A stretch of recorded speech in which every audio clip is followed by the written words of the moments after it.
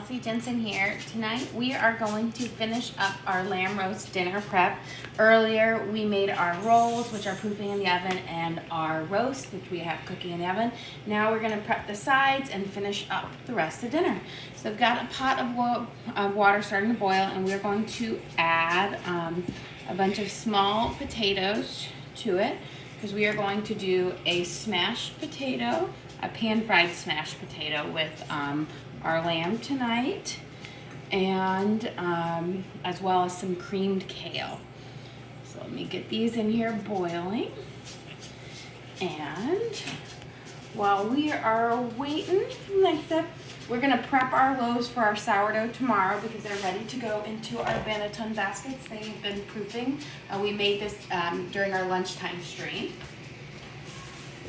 So we've got our good old basic sourdough, and we've got a cheddar cheese and chive. Okay, I'm gonna give my Banneton baskets a nice dusting of flour. And this is just helps with it when it comes out. When we're ready to bake it, it comes out of the baskets nicely. So you want to make sure you dust them up nicely. Okay. Now we're gonna flip this guy out, and we're gonna do our our stretch into a big rectangle, and then we'll roll it up into the loaf. This will be ready for our dinner either tomorrow night or Sunday. You can cold proof in the fridge for up to 48 hours, so about 2 days. So we're kind of stretching it out into a long rectangle.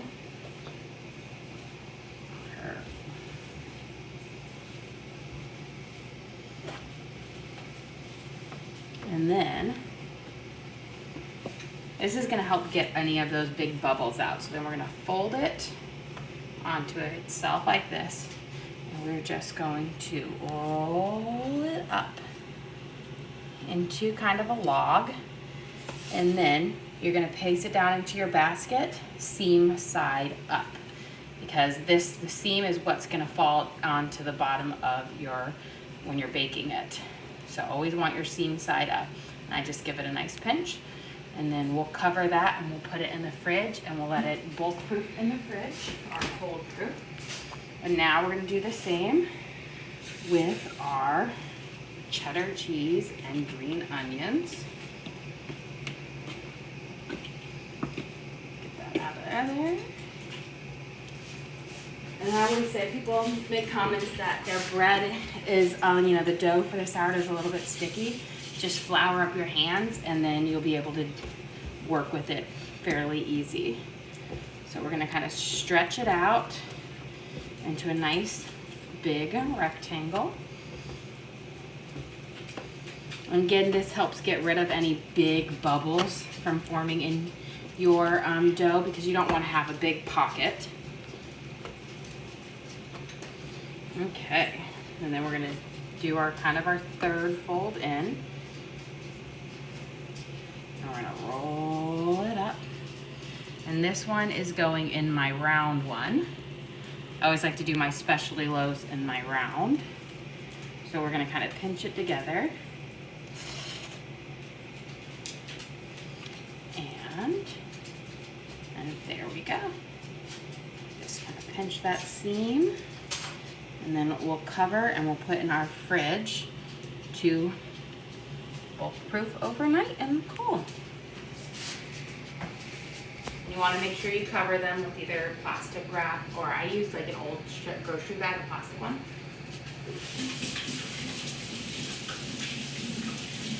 Okay. Let's take our dinner rolls out of the oven. These are our sourdough discard dinner rolls. After about 45 minutes, I pulled them out, I divided them, and then I made them into little balls. We're gonna brush the top over with a little bit of cream, and then we're gonna bake these for about 20 or so minutes at 375. So I did lower my roast down to 375 so that my oven, it will be all at the same good baking temperature. And you pulled these out of the oven, but they were not baking. No, correct? these were proofing in my oven. So proofing, I just had my my oven set to bread proof, which is 95 degrees. We need a little bowl. Okay. So I'm just gonna put a little bit of cream in here, and we're just gonna brush the top of these so it gives it a little bit of a nice golden brown color when it bakes. Now I'm always having, there we go, locating it. You could also use an egg wash if you wanted to, but you know, eggs are kind of a rare species nowadays, so didn't want to waste a whole egg on just an egg wash, so we're just going to do a simple milk wash. An egg wash will give you a really shiny look. You could also just bake them without anything on it if you wanted to as well. Then they'll be more of a, like a matte finish. There. And brush them all up. And coat them. This is just a silicone brush. I like the silicone ones a lot better than the ones that are made out of like the fibers or the horsehair, simply because I can throw it in the dishwasher. I don't have to hand wash it, so it's a bit nicer cleanup. Okay, we've got these guys all covered. We're gonna place them in our oven right next to our roast. Okay, I'm gonna bring this flour guy back over here.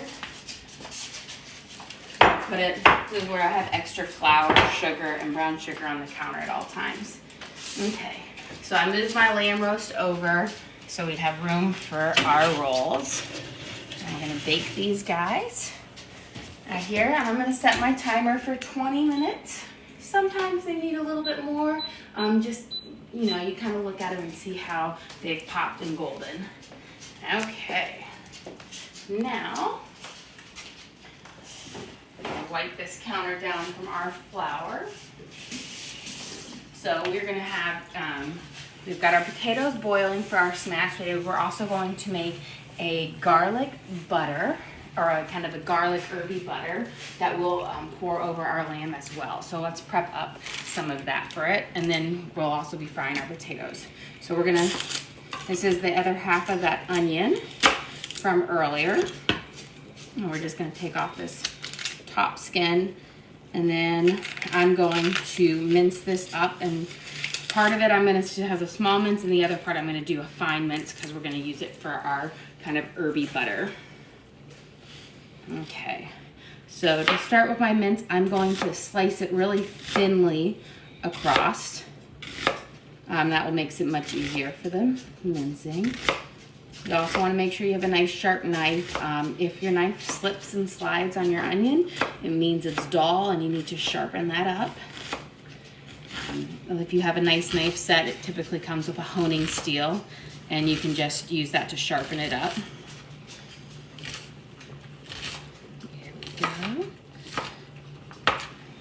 Okay, so we're gonna divide. I'm gonna use these for the potatoes, and these are gonna be for our little herby garlic butter. So I'm gonna do, for the ones on my herby garlic butter, I'm gonna do a finer mince on them. So I'm gonna really go over them. And I'm just simply pushing my knife in over it, and it's gonna just cut them up smaller, and then scraping them kind of back into the pile. And this will give it a nice tender mince, and we'll saute this up with some butter as well as fresh parsley and some minced garlic. There we go. And then we're gonna leave our other ones at a small one. These are gonna be fried up with our kind of our smashed potatoes. Okay, I'm gonna move these up to the top, and now we're gonna get our parsley out. And I'm just gonna grab a good bunch off. And I kind of hold on to the stalks at the bottom because I don't want the fibrous stalks. And then I'm gonna give this a quick rinse.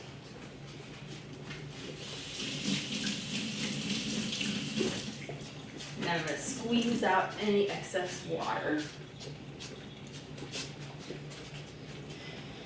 And we are going to give this a fine mince as well.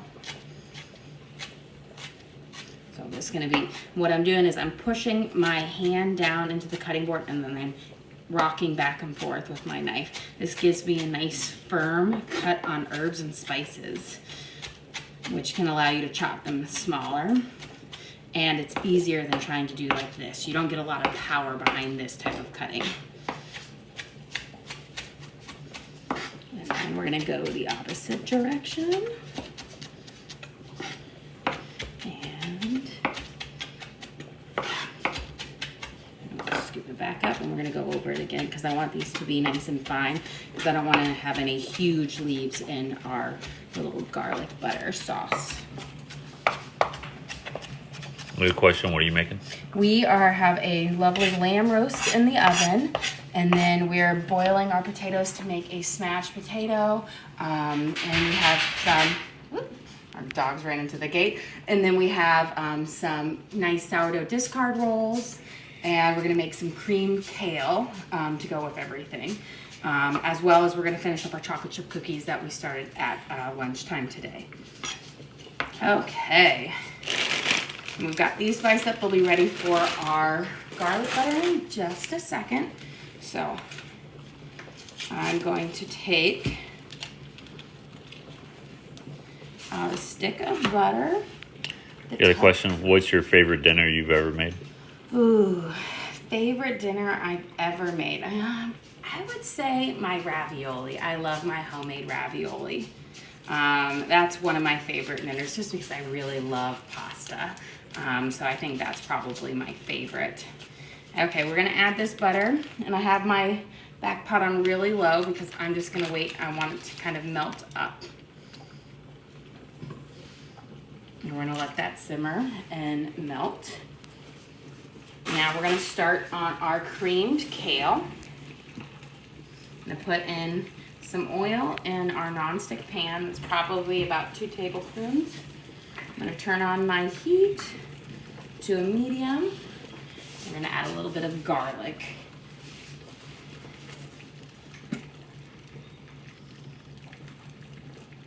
So about a teaspoon and a half, 2 teaspoons of garlic. I'm just gonna grab a fork and check on my potatoes.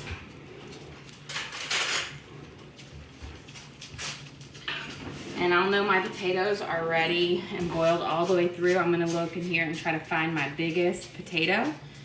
And then I'm gonna, there we go, poke through it. And if it can go all the way through with my fork, really easy, then it'll be ready for smashing. Mine's getting stuck, so we wanna boil these longer. Once your fork can go all the way through, they'll be perfect for doing a smashed potato on, but you don't wanna get them out when they're still undercooked. Okay, get out a pair of tongs. Do this. I'll let it sizzle on here. And then we're gonna saute up our kale. I'm asked what's my favorite dinner that you make. I'm also gonna have to go with the homemade ravioli. Yeah, I will. It's really good. It is really good. Everyone pretty much loves it. It's a favorite for everyone, I think. Oh, you have a question. What's your favorite chicken dish? Ooh, my favorite chicken dish. Oh, that one's tricky. I feel like you can have chicken so many ways. I do love like a good buttered chicken, like, you know, the curried buttered chicken. I do like that, but I never make it because nobody in my house likes Indian food except for me. But I want to say like a good like chicken, like a pan-seared chicken, like a chicken marsala, I really like as well. Okay, so we have our kale, and we're gonna be doing this in batches. We're gonna fill it up, and as we cook the kale, it will reduce down. You can't do all at one time. If you try to do it all, it's gonna like go everywhere.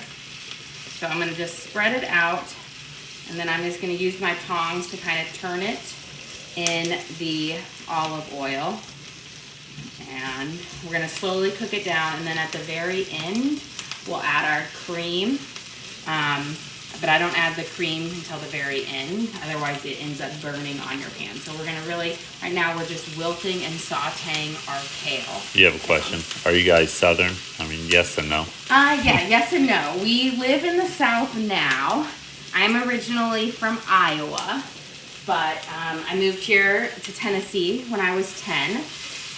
But then I moved back for college to Iowa, and then I moved back for grad school. So I have been back and forth between Tennessee and Iowa.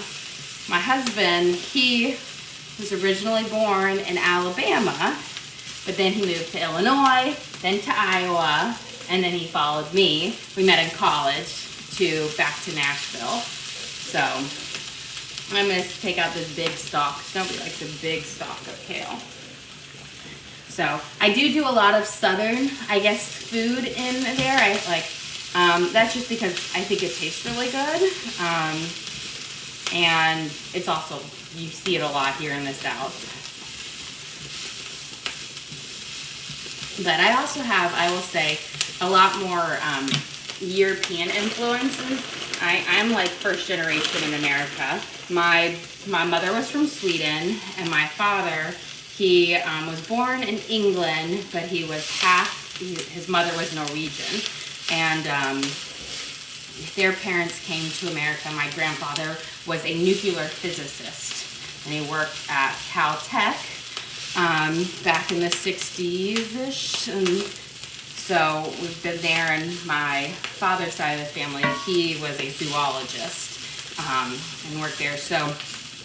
But I have a lot of European like roots, and so I spent a lot of summers in Europe visiting family and enjoying their cuisine as well. So I do have a lot of those influences in my cooking as well.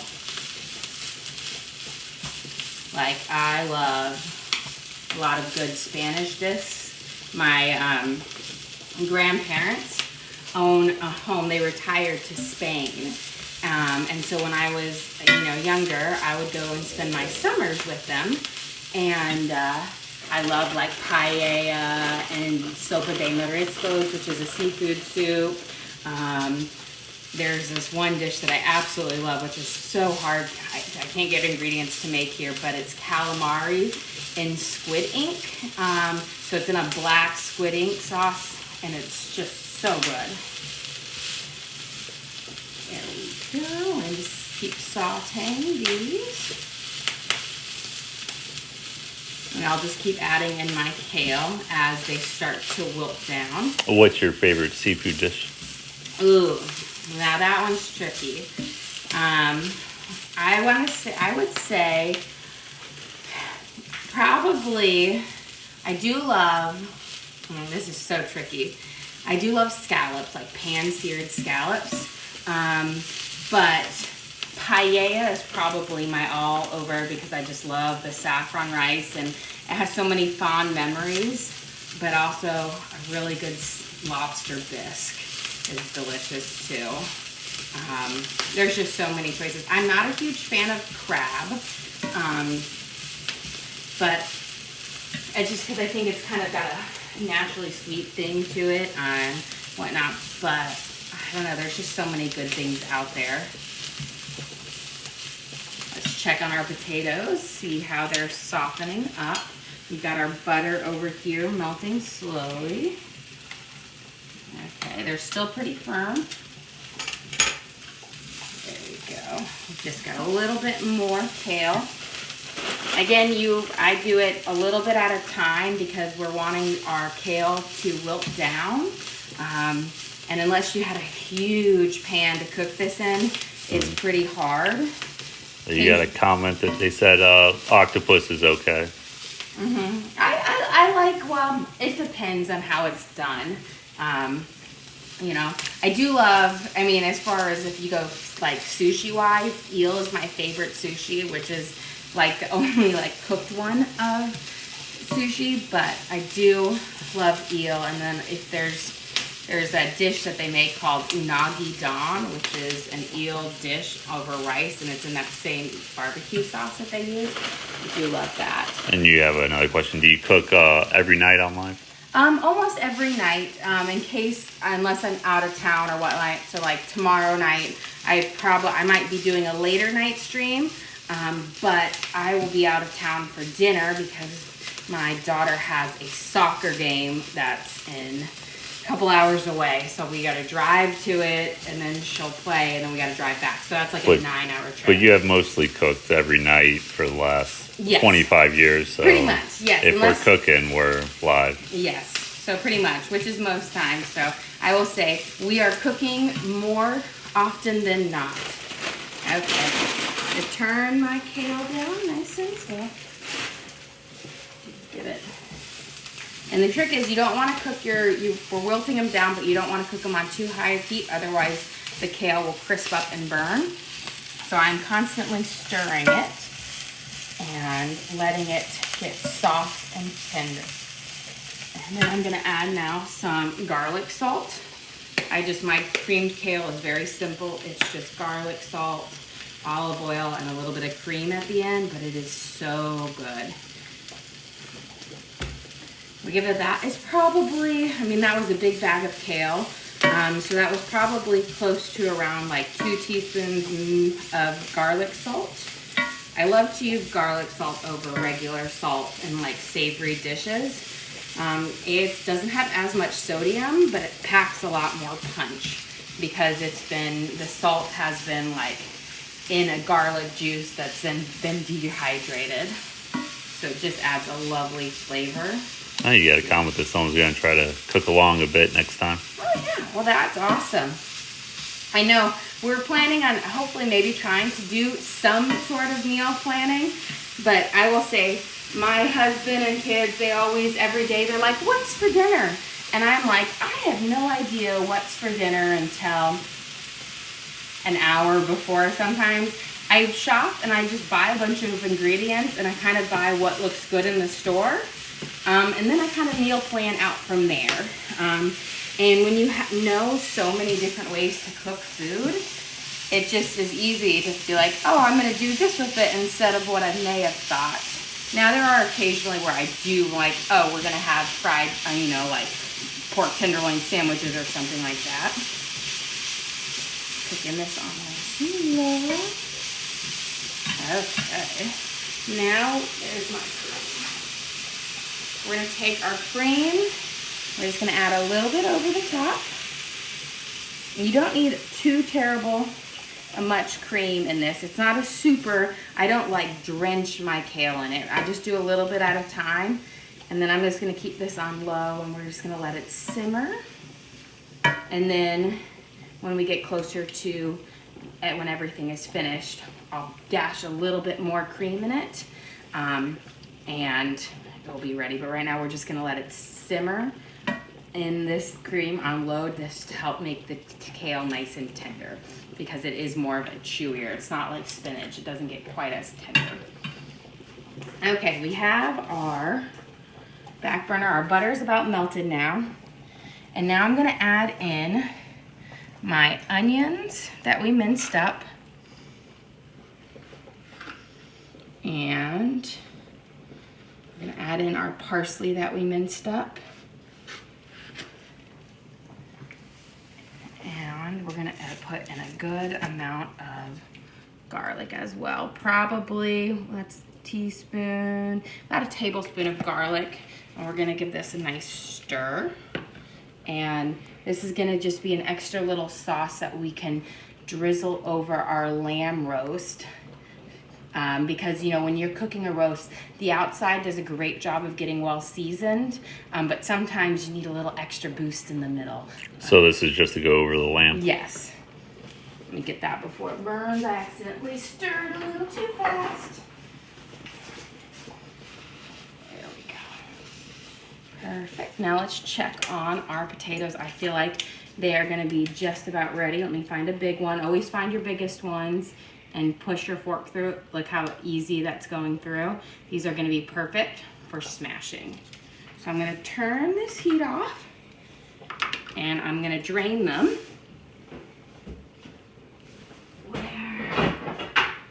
To the very back. Perfect. There's our colander. And I'm just gonna drain this, and then we're gonna saute them up.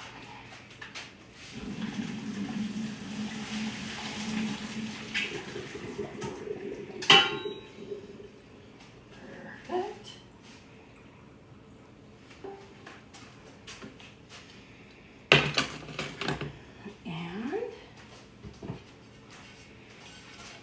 Now we're gonna fry our potatoes up with some little bit of butter and onions in here. So this is a scan pan, which is kind of a hammered thin cast iron pan. It has a cast iron coating on it. I love it because you don't have to season it nearly as much. You got a question, how long have we been together? 16, 17 years? Around that time. We've been, let's say, we met on October 8th of 2008. So,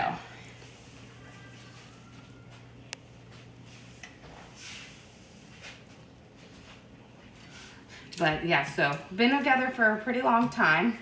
Met in college, but yeah, I feel like, you know, it's like you sit there and I feel like I've spent more time. And when I give this a good stir and keep knocking it over. You got a smudge on your face. Oh, do I? The other side. Other side? Always. By your nose. Nose. Whoever said clean cooking's not a clean. It's not a clean thing. That's okay. You should see me after, like, I do my Christmas cookies baking. I've got flour everywhere, and then some. Okay. I'm gonna get out a baking sheet because we made our chocolate chip cookies earlier, and lucky enough they break at 375. So when we take our roast out to sit in a little bit, we will take our things out. So I'm gonna layer my baking pan with some parchment paper. If you haven't switched to parchment paper, you're gonna wanna do it. Looks like our rolls are ready to check. So let's go check on them, see if they're ready to come out. Look at those, beautiful. Those are getting to be perfect. And see the cream, when you brush the cream on the top, it gives that nice golden brown crust. So we'll take these out. I'm gonna rest them, grab a trivet.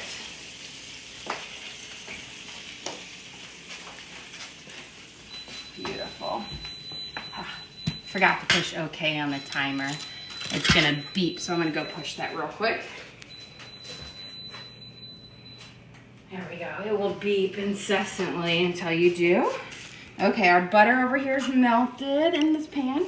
So we're gonna add in our onions and let those saute for a minute before we put in our potatoes. While we do that, I'm gonna grab my cookie dough and we're gonna roll these out real quick. So, we do our chocolate chip cookie dough. My trick is you've gotta chill the dough. So we made it at lunchtime and we've gotta chill it, because if you don't chill it, then they're not good chewy cookies. They run everywhere. You give this a quick little stir. Turn it down. I'm gonna give this a nice stir. We're gonna saute these onions up so they have a nice flavor with our potatoes. You want them to be nice and caramelized. Perfect. I have my creamed kale slowly cooking on low. Now, what I do is I just grab a spoonful out, and we're gonna just do a quick little roll, and I'll place them on my parchment paper. Parchment paper for baking is a lifesaver.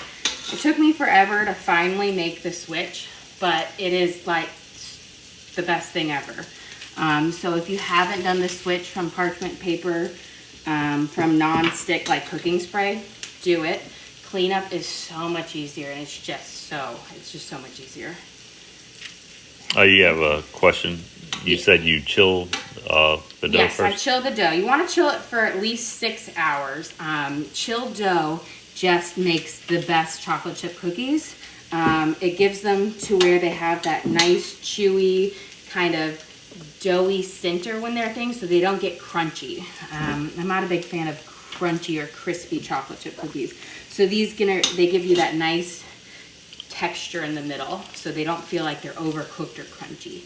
And it will stay that way for a couple of days. So if you don't end up eating them all within a day or two, they'll still be perfect like 2 days later, 3 days later. And Roberta and Chef Smoke, just want to say I appreciate the kind words from you guys. Okay, get this one out. I always try to make them all about the same.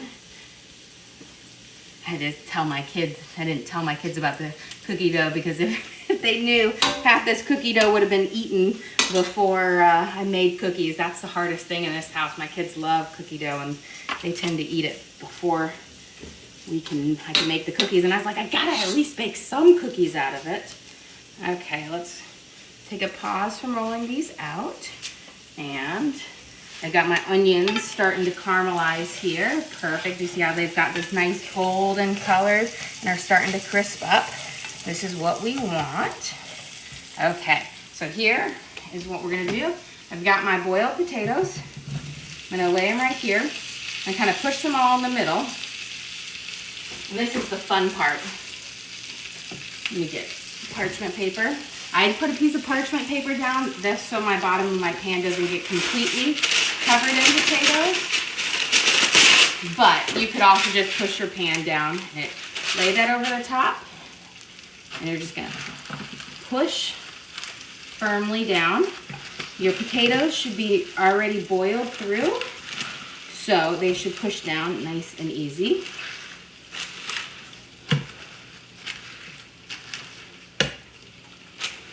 Perfect.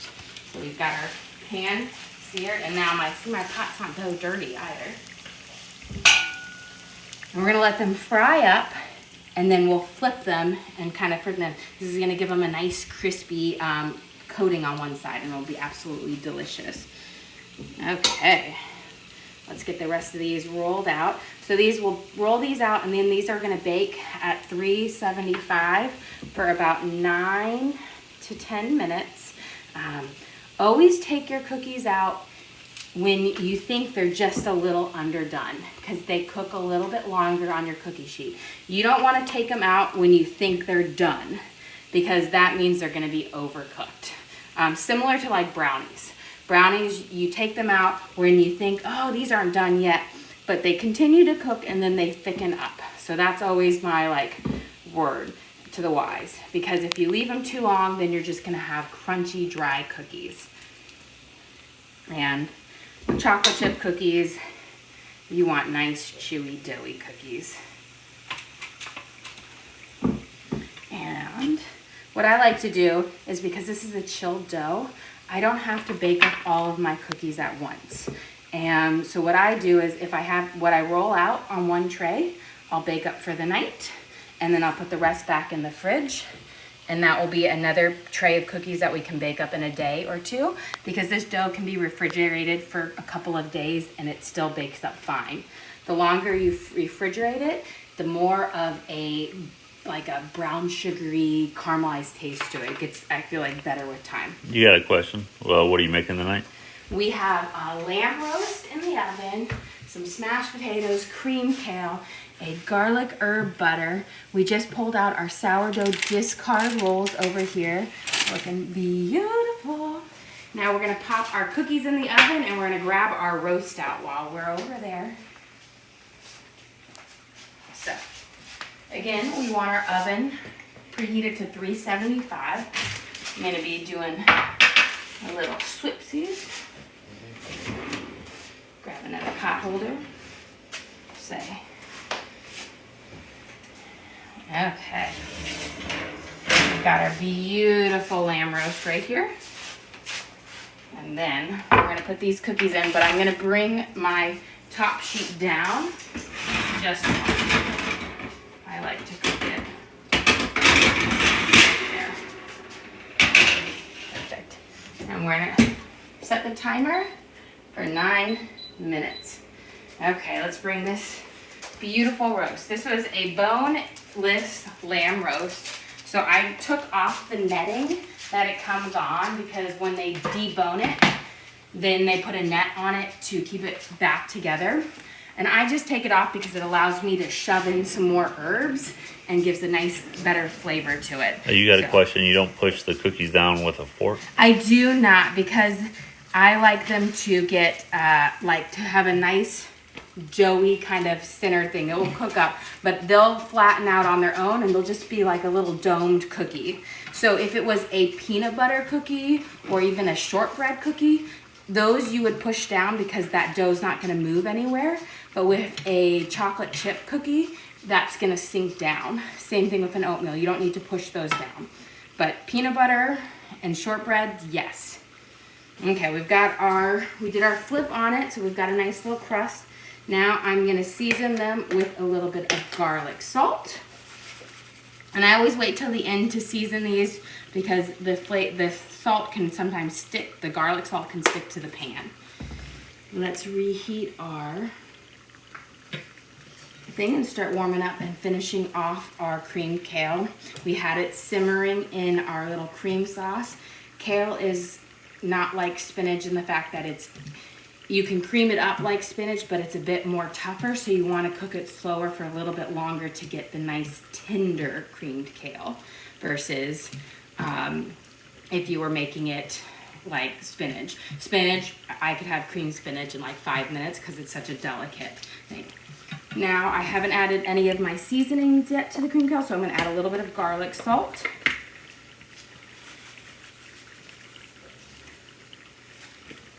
And then we'll add a little bit more, but I'm going to taste it and make sure we have the right seasonings amount. And you got a question, this is a lamb roast, correct? Yes, this is a lamb roast. And what'd you spice it with? Good. So, rosemary, garlic, sage, and garlic salt, and some onions. So we just kind of did a simple seasoning on it because I feel like, sage plays so well with the gaminess of lamb. It works. It just blends really well with it. And you have a question, where do you find it? Costco. Costco actually has a lovely selection of lamb. They have lamb chops, which I do believe we have a video of lamb chops posted. But they have lamb chops and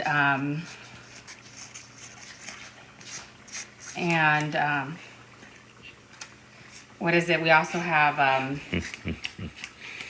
the link on our page. We also have I think it's just lamb chops. I've done lamb lollies at Easter time as well, but it's just, I love lamb. It's a nice alternative to roast, like a beef roast or whatnot. You have some cream on your chin? Always. Always something. You got a sample. So we're just using some butter over the tops of our rolls. And here is our... And these were made from sourdough? Yes, so our sourdough discard and yeast. So they're not a true sourdough, but they used a cup of sourdough discard. But it had yeast and eggs in it to also help with the rise.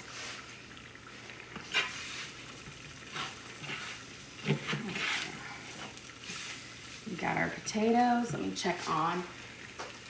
Got 5 minutes left on that, which is perfect. So I took my lamb roast out. You want to let it set for a few minutes before cutting, because if you cut any of your roasts right away, all of the good juices in it will like seep out. So you let it sit for a few minutes. So there's a question. Have you always been a good cook? I'd say for as long as I've known her, which is 17, 18 years, yes. But not always. When I started to learn to cook when I was 13 years old. And trust me, there was plenty of trial and error. And I made some really simple mistakes. But with cooking, as with anything, practice makes perfection. And so when you you spend time and you do it every day or whatnot, you get better with it. Nobody is going to be Gordon Ramsay overnight or like it's not going to happen. And you know what? You don't have to be Gordon Ramsay. You just got to be able to cook some good food for you and what your family likes, or what you like. And it's not as hard as people think. You get comfortable in the kitchen. You get comfortable with knives. You get comfortable around heat. And it becomes easier with time. And I'll say, when we met, she was 20. And on our second date, she made individual beef Wellingtons. So. But I did start out as a novice. And you just have to trust yourself and your ability, and that you will get there. I have so many friends who will tell me, oh, I'm a terrible cook. And I said, you're doubting yourself before you've even given it a shot. I said, you can cook it. You just have to believe.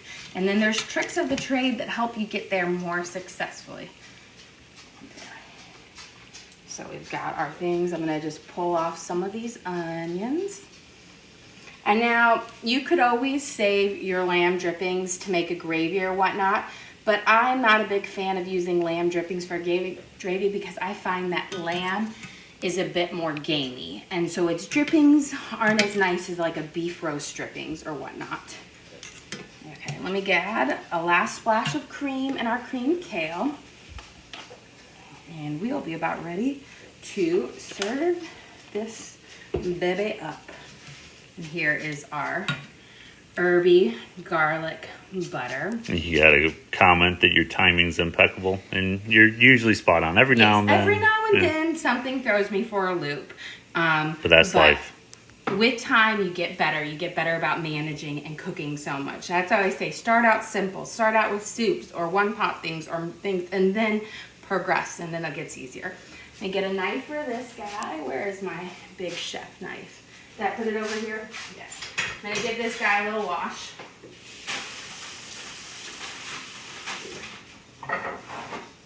And let's see, we've got 2 minutes left on those cookies, just about. So we've got my roast here. I'm going to get my big stabber. Where are ya? My stabber.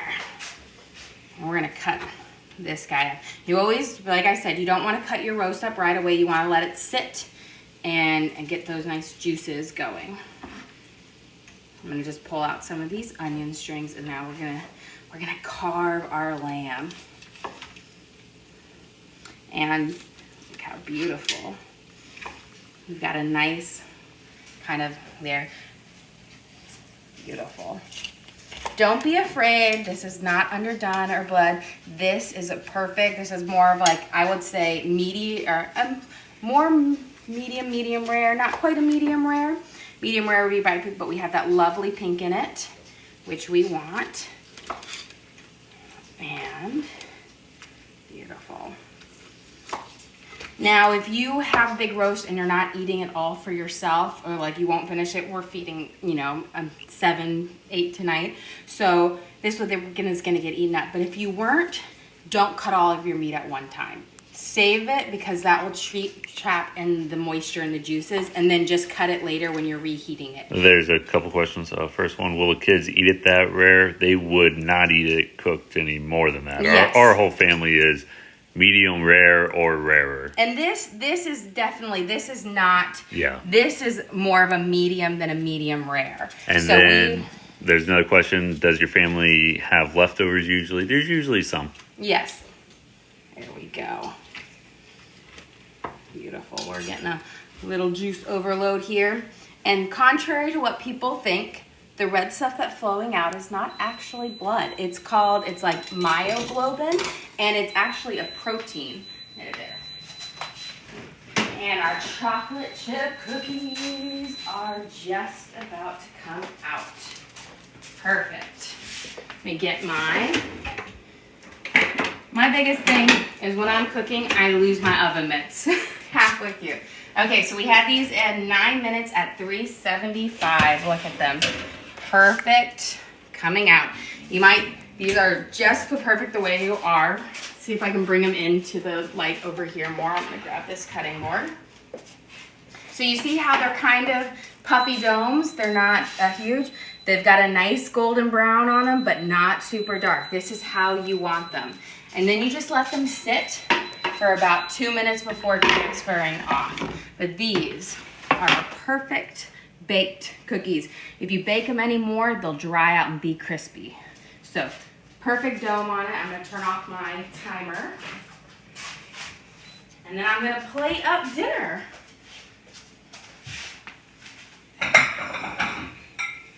Okay, so let's start by putting a lovely, we've got our lamb roast, and I'm gonna try to scoop out some of that herby butter right here. I'm gonna use, this is not a very good spoon for scooping it out.